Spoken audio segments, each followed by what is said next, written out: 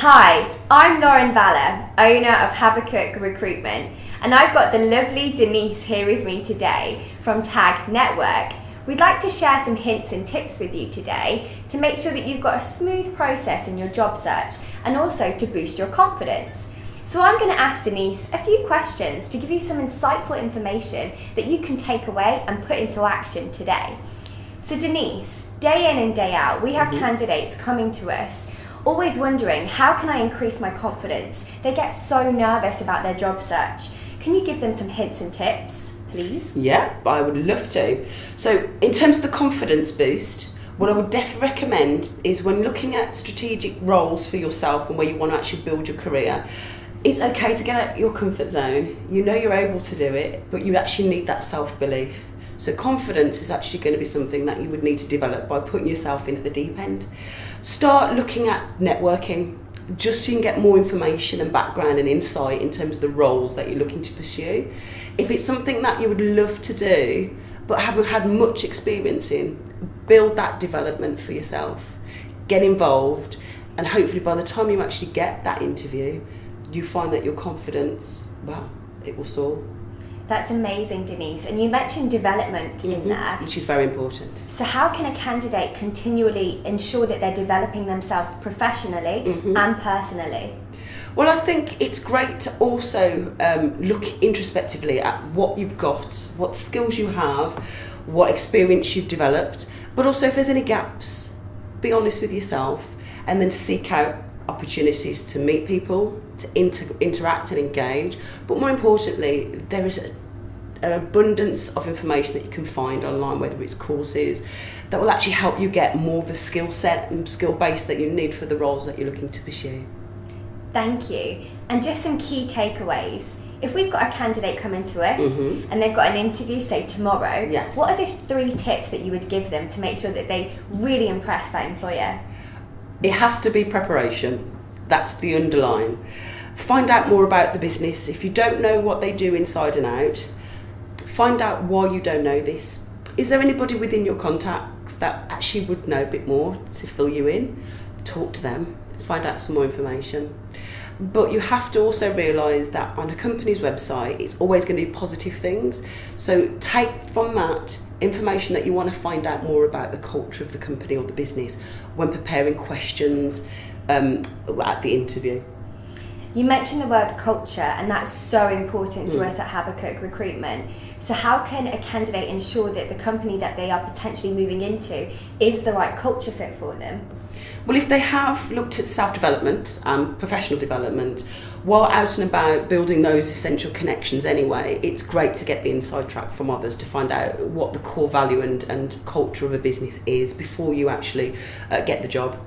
You can actually ask within the interview itself, and actually what I would do is take the opportunity near the end to actually ask them if you can walk the floor, to actually go and have a look at people, how they interact from a distance, and if they're happy for you to meet somebody, depending on what stage of the interview you're at and how successful you are, they shouldn't have a problem with that.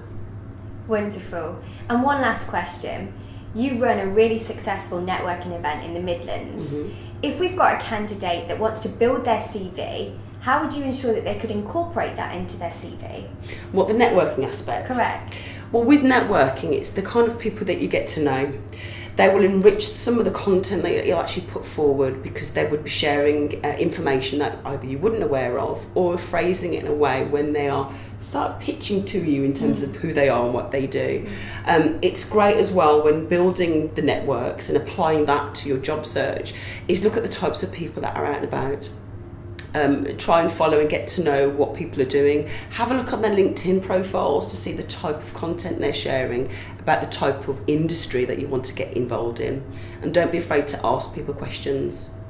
So Denise, we see candidates come to us day in and day out. Some are quite confident, others really lack that, and that's okay. Typically, we tend to find some synergies and some similarities of what they face and experience during an interview. Okay. I'm going to give you some insight into some of the things that they're thinking or feeling, and it's absolutely fine to feel this way. Anxious, nervous, dry throat, they might stutter a little bit, They might go into the interview overly confident, talk too much, or they might go into the interview and don't talk enough. Can you give us just some hints and tips to be able to help them to make sure that they go through that process smoothly? Okay, so we'll address the nervousness and confidence, because those can come hand in hand. You feel either unprepared, you don't know enough things they're going to ask you, or you're just very fearful about what you're going to say because you don't want to get anything wrong, and this opportunity is a great opportunity for you. You don't want to miss out just by saying the wrong thing. So I would say give yourself a moment. Always try and arrive at your venue 10 minutes before reception, just so you can have a look around the place, so you can start acclimatising. You find you'll feel a bit more at ease once you can kind of understand how the mechanisms of that business work while you're there. But also going up to the interview, just make sure you have a great strong posture, because if you slouch, it can be read as either unconfident or, worse still, don't care. So you want to make sure that you go in feeling bold, and even if for the first 5 minutes you don't feel it, you will start to feel it once you actually give yourself a bit of time. Dry throat, yeah, it can happen, whether you're public speaking to a large crowd of people, or even just in an interview scenario. It can happen to anybody. Sometimes it's not even expected. So if you are offered a glass of water, accept. You can leave it to one side and not drink it, but it's there just in case your throat is dry. Alternatively, if you have a bottle of water with you, and just make sure you have that to hand if you need it, but give yourself a bit of time.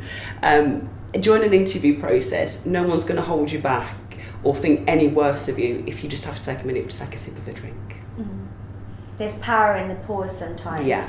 Do you think that if an interviewer asks you a question, you should hold and think it through slightly? If you definitely know that you have an answer but it's not quite well formed yet, that is the time to put the cup of water to your lips and just think about how you're going to articulate that particular answer for that question. It's okay if you already know the answer, but sometimes just demonstrating that, just a little bit of a pause and a little bit of patience, and you will just make sure you get a more well-rounded answer. Thank you so much for that. If you'd like to find out a little bit more about the courses that we offer to develop you personally and professionally, please take a look on our website and look forward to our launch together on the 18th of April. Thank you.